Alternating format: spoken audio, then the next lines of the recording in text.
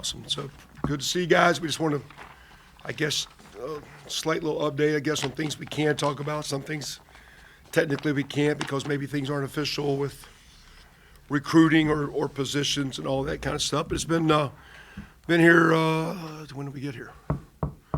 What is today? What is today? Today is Wednesday, right? Today's Wednesday. We're just every day it's a blur. So we've been here, I think, a week.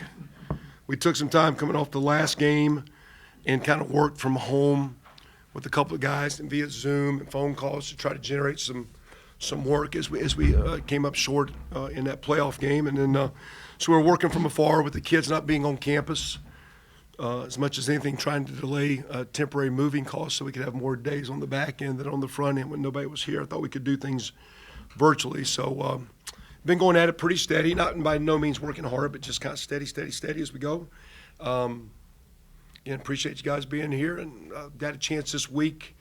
It was our coaching convention. We did not go to the coaching convention. The former staff that was here, and some of those guys, unfortunately, the way we're doing it, are not going to be retained. The staff and young coaches all went down, but I thought the most important thing with the school starting was to get on campus, get to know our players, get to feel this campus and figure out how things operate so we can hopefully function the best we can going through transition. So that's kind of where we're at with that.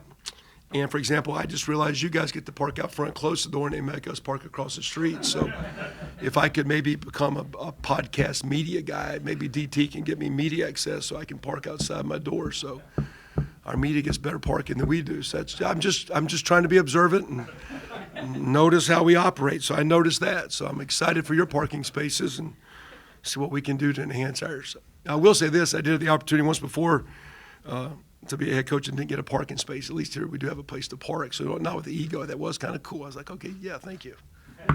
So anyway, good to be here. Good to roll. Questions, what you got? Nathan Thompson, Fox 23.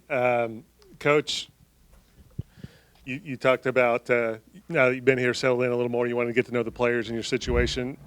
Have you figured out things are any differences than what you thought a couple weeks ago when you had your press conference, of things that are better or worse than you realized at the time? Well, and again, always, when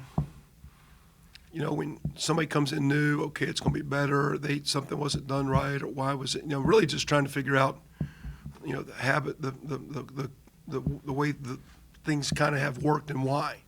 The greatest thing I think about colleges is that a lot of people that work at schools are from the area, know the school, love the area, care so much about the school and area. They're just awesome. That's also the worst thing about them. They love the school, they care about the school because that's all they know. And sometimes you want to there's lots of ways of skinning the cat. So how do you think, what's the best way to do things? Change is not, doing something different is not better. Change is change. Different is different. Doing something better is doing something better. And so we're just trying to figure out how we operate and why.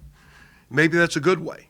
Maybe there's a better way to operate. So we're just trying to figure out, the operational deal of this campus, getting around this campus, getting to class, academic services, weight room, nutrition, equipment. As coaches, getting to know the players, where they're from. You got to build some relationships. And the best in this day and age, the best way to have a chance to have a good team is you have to have a team that gets kind of close. For example, I did have a meeting today, and I wanted everybody to vote on the 10 best leaders on this team. Give me your 10. Sign your name to it. If you're first just showed up, you cannot sign. And then I noticed as the kids were signing their 10, everybody started looking around the room to see who was in there. So I'm like, how well do you know each other? Like just observing kids, a couple guys gave me 3 or 4 guys. Is that all you think that are good leaders, or do you have more? I was trying to find 10 leaders to put our team into some pockets where then the team can police and lead itself a little bit, and instead of the coach always being a guy to make corrections, let some leadership. So, it's just interesting watching things. And again, I'm not for changing things, but I am for finding ways to do things better. So, for example, yesterday we asked the team to go out and do a little stretch, and I said they always go right here because it's closest, right? I said let's go down to the far end.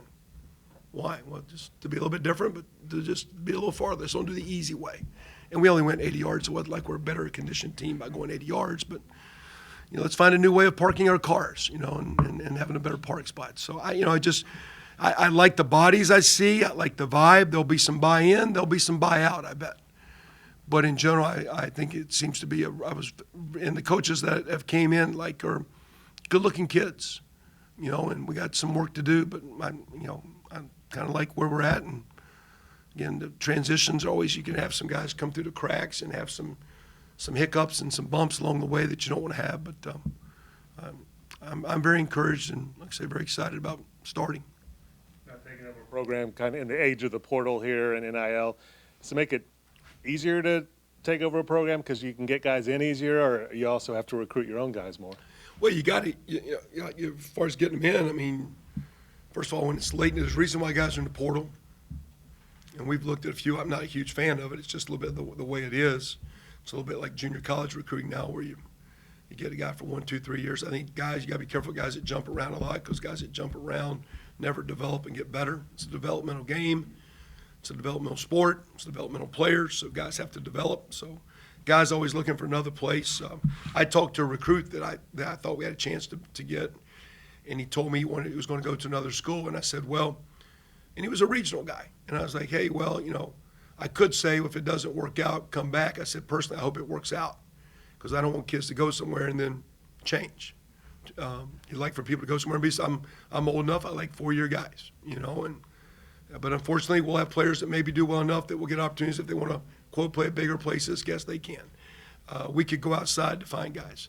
The hardest thing, though, is convincing the guys to stay. For example, I had a tight end that once Coach Spurs announced, he said, oh my gosh, we're air raid, we're not going to have a tight end. And I said, no, we ran air raid Oklahoma, and I had 3 tight ends the same year make all conference.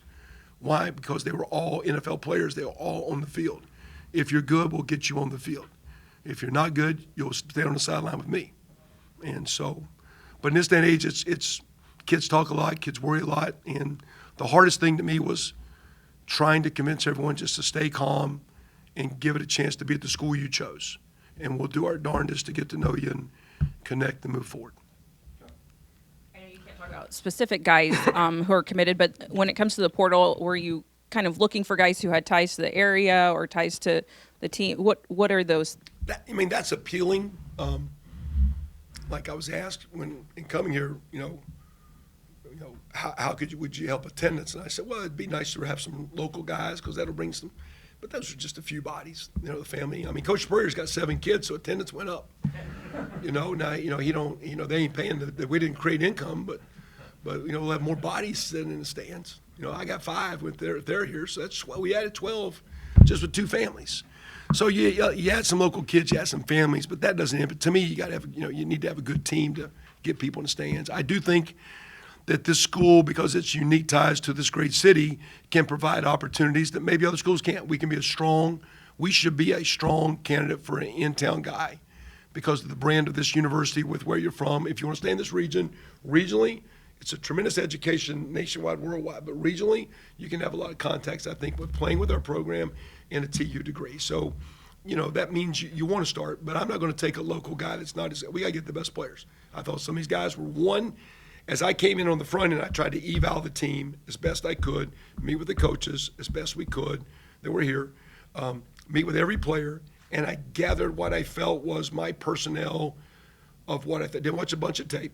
Didn't want to get into watching tape, but just ask coaches, what do you think of your position? How many guys would you recruit? If you were, what would you, hey, it's a buffet. What do you want? Tell me what you do to help your position. You're the head coach of the running back room. Are you good? What do you think? And then from that, I tried to make some calculations on maybe if we pursue portal positions, maybe to help the position. We worked really hard initially to stabilize the signees. As a school, you honor all those. Institutionally, sometimes it's a coach you like to look and say, okay, make sure he does fit. But typically, you say, hey, you've committed. Well, and Mr. Dixon, honored all the scholarships. And we had a couple kids that were committed, didn't want to sign. And we told them that was fine. They have the option to do that. Just like we told the kids up here, they have the option to be in the portal. Once you go in the portal, you have the option not to renew the scholarship. That's not a bad deal either. Sometimes there's addition by subtraction. So it's a two-way street. And we're going to do everything we can to do what's best for the player. Also, we're going to do everything we can to do what's best for the team. I think local guys would be great. We've worked it hard. We'll try to be in town. We'll try to be down Oak City. We'll hit the good parts of our state, and then we'll venture into Texas areas, the Kansas areas, and kind of go from there. But we'll try as hard as we can to have a good presence within our community, for sure. Walk-ons and scholarship guys. There's some great football programs in our county. Some great, I'm talking nationwide, great programs, great coaches, great players. You mentioned recruiting the current roster being the hardest job. There aren't a lot of guys in the portal, it seems to me, and some guys have come back. So it seems like maybe whatever you're saying has resonated. What has been that message to players, and what do you think maybe has resonated from what you have to say? Yeah, I mean, my initial when I walked in initially and looked at them all, first thing I said was, everybody just take a deep breath, sit up a little bit and smile and relax and just calm down, press pause, and just don't knee jerk. And you don't know me. I have to earn your trust. Unfortunately, it takes time. In the transfer world, sometimes there's a short amount of time, but it takes time. All I said point blank was, you guys chose this school for a reason. For whatever reason, there was a coaching change. And now for whatever reason, I'm here. Maybe we're supposed to work together, maybe we're not. I'm not trying to bring in a lot of people in this. I want to get to know you. And as I got to know them, the people we've added was based on what I felt and was advised from other people within our program, maybe positions of need to help the roster grow. Some guys we didn't pursue because they didn't fit a position that we needed, because there's limitations on how many scholarships. But I'm still exactly making sure I understand how many scholarship spaces we can get to. Sometimes some guys maybe just didn't fit when you do some character background check or academic check. So some guys that we kind of liked initially, but then you didn't know it was a fit. The guys that we tried to have, we thought were good fits, but mostly it was like, you chose this place, I'm here. I'm gonna take my time. I'm sorry I don't have certain position coaches yet. Got a lot of candidates. Been on the phone about 3 hours this morning, just kind of vetting guys, talking to guys. I'm not trying to hire my friends. Sometimes it's nice you've worked with someone, but trying to hire what I think is between old, new, young, OD, kicking game, just try to how to put it together. And then once we get the staff in place, then we'll look at the support staff, because they're GAs and quality controls. But we didn't make any changes there because the young coaches can do a lot of busybody work. And so we'll filter once the real staff is in here, we go through the recruiting cycle, which starts Friday for 2 weeks, 2 weeks in a day, whatever, 2 weeks in a couple of days. When that's done, then we'll get back here daily basis with the team every day, and then figure the rest of the supporting staff. But just ask everybody to give us a chance. And just some of what you said there reminded me of what you had told Bill and Kelly in a podcast a week or so ago. Somebody actually watches that? Well, I did. There you go. I'm a Tulsa World subscriber. But you had mentioned some players, I guess, on the roster were sort of like playing video games and then straight off to football. If you have the GPA that certain players had, I question how many times you go to class. What are you doing with your time? Yeah, so I don't know if they're playing video games. I don't know what they're doing. I just look at some, and everybody talks about how hard our school is. I looked at other schools in our conference and their academic rating. Right. I looked at teams they play and their academic rating. I look at the teams that just played in the national championship game and their academic rating. And we're a good school. Unfortunately, they are too, rated just as high or actually higher. And I see their kids graduating, getting degrees, but you have to go to class.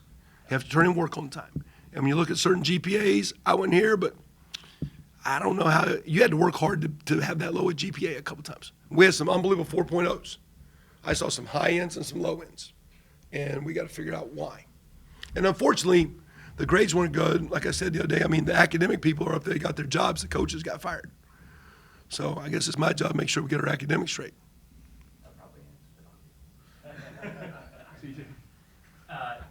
TJ Eckert, K2L. Just want to let you know I parked far away from the door. Thank you. So I saw the one out there by the concession Yeah. center. so I want to make sure we clear that up. Channel 8 doesn't park near the door. We talked a little bit about it at the very beginning there about the transition from Ohio State to here. You're doing two jobs for a while. I know you've talked about it a little bit, but how difficult was that, having to have a foot in one place and a foot in the other, and trying to police both of those? It wasn't too bad, because really when I was here, it was like all Tulsa. And that was for 7-8 days, and that was just to really know the team. So as much as I was just trying to get to know the players, get to know the committed kids, stabilize the roster. I wasn't in a hurry to get the staff in place. So when I went back, it was really it was a full day of football. And if I did anything, it was on a car ride to work in the morning or a car ride home or after hours. We'd show up at 7 in the morning, work till about 10. And if I mean, once in a while I might, have a text message during the meeting and answer someone's text. Mr. Dixon had a question, maybe I'd answer a question to some DT would have a question about something. I'd answer a text question, but it was we put a lot of time and effort in that game, played our butts off, and when I had 7-8 days here, it was once I got here, show me this place. I want to meet these players. I want to meet these coaches. Let me figure out what I think we got, so we can transition as best we could. Once I went back, which was I think I missed one practice, a bowl practice. That was on Tuesday during recruiting, which was only supposed to be the quote coordinator practice. Everybody else was recruiting. Basically, when Ohio State recruited, I was here recruiting our team and getting to know this place. When it shut down, and I had some fun. I was hitting like kids over the break, the recruits, because legally that you could with the deal. But I didn't start really. Had a couple coaches. With a couple Ohio State coaches, I didn't really tell them they were coming until right before we went to the bowl game. I said, don't say anything at the bowl site because I don't want a distraction. So we're not going to powwow on that. I would walk by Coach Gray's wife and not even look at her because I didn't want to feel like we were here to win the game. So it was all hands on deck for that game, and shucks, we battled our butts off. It wasn't good enough. Then we came back on Sunday. After the game was Saturday, came back Sunday. I went over to my golf course and sat in the steam room in the hot tub for a little bit, had some dinner, and Monday morning at 7 a.m. we started. So it's been compartmentalized. You mentioned you still have some staff you're trying to hire and all that. The ones that you have hired, I know we're talking to a couple today. What was maybe some of your priorities in hiring these guys that you've brought in? Was there a common priority for all of them? I mean, what went into those decisions? Well, again, to me, you kind of piece it all together. I didn't want to front end get too many things in place, so I had the leadership positions in place. I felt myself being an offensive guy, I want to start with defensive leadership. I've been around Coach Correa for a year. I really like the system that we ran at Ohio State this year, the conflict it caused for us in practice on a daily basis. I love the way it was taught, the way it was installed. I was very impressed with that system. And Coach Correa had been a part of that. This was his 11th year, I think, in that system. Had been a coordinator for 5. So I knew here's a guy that was out, that had been a leader, that knew the system. Michael Hunter was over there at Okie State, was a part of it. Matter of fact, I thought he was coming to Ohio State last year. I called him this week at the convention saying, you're coming, that's great. And then Coach Gundy worked it out to keep him. And Michael played for me. And is a great young coach. And, of course, he'll be our corners coach. He's been working the site, played 5 years in the NFL. And played for me 4 years, played 1 year at Mike, his 5th year as a grad student at Oak State. But I knew he knew the system. And then Coy McFarland was coaching linebackers as a GA, but basically the way we did it, he was basically position coach because Jim kind of roamed around. And matter of fact, I watched him. I said something to Coach Knowles 3 days before the first game. I said, this guy's a pretty good coach, right? Because I really didn't talk football. I'd just been watching him for a year. I think he's off the chart. I didn't really do a bunch of football questions because I just watch him in practice every day. Chest bumping, flying around. And he's kind of coaching the guy. He said, Coach, he's awesome. I said, well, I thought so, but I was just watching him coach. So we didn't have like a real interview. His interview, like I told some of the coaches down here, your interview is just the way you work. And so I felt comfortable with those 3 guys. We got to get our D-line position solidified. Excuse me. And then the 5th position, I'm going to hire a special teams coordinator. He's going to have a defensive presence. He'll coordinate the team. We'll have other coaches assist him, and he'll either help up front or on the back end. So we're working through those kinks right now and talking to some guys today. And interviewed, I'm not trying to interview a bunch of people, but we've interviewed some strong candidates, just trying to piece it together. And does the special team guy is he a good special teams guy, but is he more of an offensive guy? Well, I'd like to have a defensive guy. He's a good special teams guy. Is he a secondary guy? No, I wish he was up front. I mean, so I'm just trying to see who the best candidates are and how to put that together. Offensively, the line coaches I know worked, we can announce the other one, right? So Ryan Stanchek, actually first didn't meet Ryan, but he kicked our butt at West Virginia as a starting left tackle in the Fiesta Bowl in 2007. Was an All-American team captain for that Pat White, Stevie Slayton, Noel Devine team. Great player. GA'd for me 3 years. He's coming to Austin P. I wanted a younger guy. I think he's an elite, high, big-time coach. And as good as that was around as a young guy. played for Ricky Trickett and Greg Fry. And then Greg Fry will be announced as our tight end coach. And Greg Fry was our offensive line coach in Indiana. Was a highly rated recruit in high school. I think he was rated the #1 recruit in the country by one of those recruiting services back in the day. Played for Bobby Bowden and the boys in the 90s. 11 years with Jim Levitt at South Florida. Went to West Virginia with Coach Rodriguez and up to my rivals at Ann Arbor for 3 years. When they were let go, I hired him in Indiana for 6 years. Went back to Ann Arbor, went to Florida State.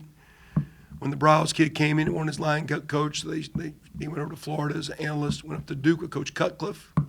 Coach Cutt retired. He's an analyst this year at Florida State, so I think I'm getting a big-time vet coach. And he'll coach tight ends, but there'll be an O-line presence. As we play a spread offense, there's going to be an O-line presence. So he'll be the tight end coach and Ryan Stanchek. So I know those guys, worked with them, same page, same language.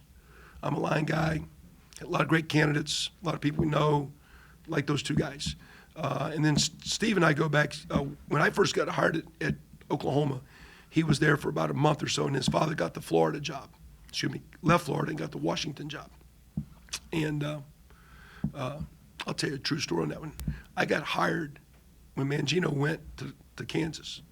And I went down for the Cotton Bowl practices. That was the Arkansas game. We played at 10 a.m. in the morning back in 2000. I don't know who does it at 10 a.m. Central Time kick, but we did.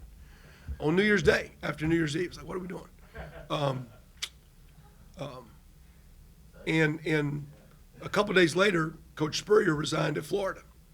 And I knew Coach Stoops was a Florida guy. So I said, oh, my gosh, he's going back to Florida. And I knew Coach Stoops lived right across the street from the line coach at Florida. And I go, oh, my God, I just took a job, and now I ain't going to have a job. And I wasn't going to call Coach Stoops. I waited a couple, 3 days, and I called him word for word, left a message, said, Coach, it's Kevin Wilson here. I know things are hectic. You don't need to call me back, but if the boat's pulling out, I hope I got a seat on the boat. And fortunately, the boat didn't pull out. But I didn't know. He called me back right away. Coach, Kevin, I should have called Angie. You guys are good. I said, well, appreciate it. Just anyway, so Coach Spurrier was with me for a month. And then when his dad got that Redskin job, he left and went up there. But since that time, we've stayed in touch, crossed paths. We came into Oklahoma, which did the Leach passing game, which he's been so much part of. So I've been a part of that, used some of that terminology. Sometimes over time in coaching change, we've tweaked what used to be called 95 to something else, or 92 to something, which is mesh, by the way. You didn't know or early right is the old signal back in the day. So everybody's got the same signals that does that system, and we all know it. But I got a comfort level with him. And actually, Coach Stoops got me vacationing where they go, and the Spurriers are there. So we actually have been vacationing with those guys for several years. So we know the family, know the kid, know Melissa's wife. They're actually coming in town this weekend. So I'm excited. Have Steve on board. He's a veteran coach. Done a lot of receivers, but has great quarterback presence. So that's where we're right now with 3 on offense, 3 on defense. And we got solidified receiver and running back, which we will hear shortly, and D-line, those guys. So that's where we're at, guys. Time for a couple more questions, Nathan. Speaking of Spurrier, I think at your introductory press conference, you said it was kind of to be determined if you would call plays or if it would be the offensive coordinator. You preferred not to, I believe, is what you said. Have you figured that out yet, or is that still to be determined? I'm trying to figure out who parks where. So we don't know. We don't know what the snap count's going to be. I got a feeling, knowing what we've done, it'll be pretty good. Those things will be addressed, and we'll be in good shape. Jeremy, and then Dan. Coach, do you know what your numbers look like for filling out the rest of this recruiting class just on the high school front? And do you feel like that your philosophy is going to change from year 1 to year 2 and how you break it out percentage-wise from what you want portal compared to high school? Yeah, I mean, I don't know. It looks like to me the portal is going to be in our world. If a player develops really good, does he, quote unquote, have a better opportunity? Which is a nice way. Does he get priced out and somebody throws money at a bigger place? Right now is the way it's going. Don't know if those rules stay in place, but so potentially the portal on the bad end for us is do your good players think they need to be in a better situation? We'll see how that plays out, what opportunities they get. It'll be interesting, the guys that go this. If you watch guys that go places, a lot of guys that go still don't play as much as they think they're going to play. I made a comment the other day. I saw a school at a big-time program that basically took an offensive lineman from a MAC program. And I said, okay, that means either the guy at the big-time program cannot eval or he cannot develop because he took a lower-rated player that developed. So it's almost like the college coaches becoming the NFL. You know, NFL guys sometimes they coach, but after a while, if you're no good, we cut you. In college, you used to, I'm old enough you couldn't cut guys on scholarship. You had them on scholarship, you got them for 5 years. So you got to develop the kid. You got to coach them up. And so what we do in Portal, I don't know. I mean, I guess we're going to do some. I don't think you make your living there. I still think you make your living by getting kids in high school, and maybe they play, maybe they don't as freshmen, and you develop them, you get them in the weight room, and you mature them, and you know it's constant, consistent daily improvement. It's a piece of clay you mold to get them as good as you can. And I think that the art will be, in our world, is finding the right bodies that are under-recruited, late developers, have an injury or an issue that maybe gets them a little under-recruited, that have upside. That's why there's been first-round draft picks and Hall of Famers at our school here. It's because some guys develop later. And then if we go portal, it's just buyer beware. You just better make sure you know what you're buying. And Coach, with the two new additions, Dan Hawk with News on 6, with the two new additions that you have on offense and defense, what stood out by bringing them in here to lead your offense and defense? And then how long until you see the rest of your staff filling out, you think? Yeah, again, I think you don't have to have it, but with recruiting starting and with our players, I think it'd be comforting to get some guys on board. Thought we had a couple that maybe a couple guys I personally know and like. I just want to make sure the new staff knows and likes and does it fit. And you know, I'm not hiring necessarily, but I know, or I mean, we're opening things up and still considering guys that have been a part of this staff to some degree. So I don't know the timeline of filling it. Just like I've been around Matt and Steve, and from an offensive perspective, I'm gonna have a big pulse of offense. Always have. We'll be okay there, I believe. I think 30 years shows that we'll be okay on offense. And we got good players on offense, it looks like. We got a chance to be pretty good. Right. And then defensively, I like that system in Matt, so I didn't think it was a bad deal. And Larry Lewis, Inside Tulsa Sports. Best surprise since coming to Tulsa? Best thing that was maybe better than expected?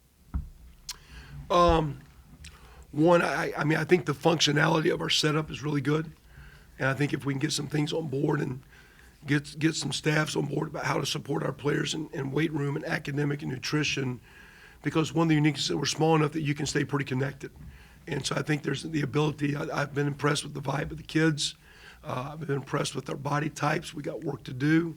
But just the setup and the feel of the kids has been welcoming. And like my wife said, too, we lived here a while back. It's been blessed and fortunate to be in a lot of good areas. There's a lot of great people in here, so it's nice to, I had someone the other day, as I was in the wrong lane, didn't realize it, had to put my turn signal on. I had someone behind politely stop and let me slide over, and didn't honk the horn and go by me. And hey, I just appreciate it being it's nice, but I just appreciate the friendliness, you know. And as always, it's nice to see the light blue skies and the sunshine and all that. So again, but I've been very impressed with. I think our setup functionality gives us a chance to do a great job developing these kids, and I have been impressed with the kids we've met. We got a lot of work to do, and we got some guys going to jump on. We'll get some guys jumping off maybe, but I like where we're starting, guys. It's going to be a lot of fun. Is that it?